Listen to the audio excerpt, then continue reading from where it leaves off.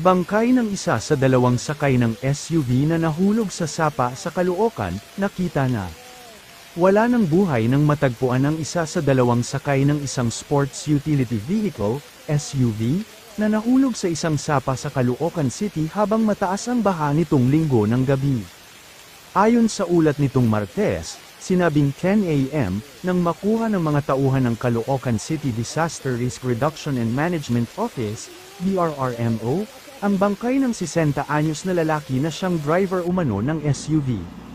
Nakita ang bangkay sa Sampaguita Bridge sa Bagong Silang, Caloocan City. Ayon umano sa pamilya ng biktima, kasama nito ang kanyang employer dakong 7 p.m. nitong Lunes. Nakatawag pa raw ito upang magpahingi ng rescue sa barangay hanggang sa nawala na sa linya.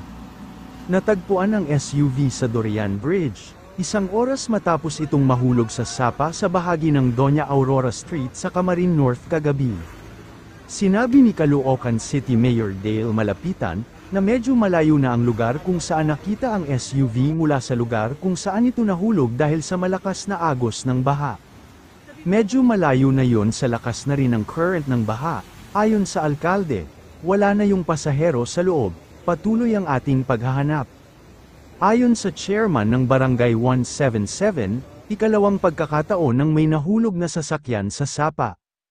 Mayroon naman umanong barrier sa gilid nito ngunit sadya umanong mataas ang tubig kapag matindi ang ulan, hindi naman daw magawang taasan ang barrier dahil mapupuno ito ng basura.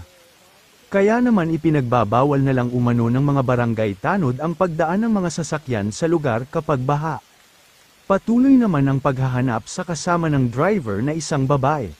Isang sasakyan ang inanad ng malakas na agos ng baha sa Barangay 177, Camarines, Caloocan City nitong hapon ng Lunes matapos ang sunod-sunod na pag-ulan.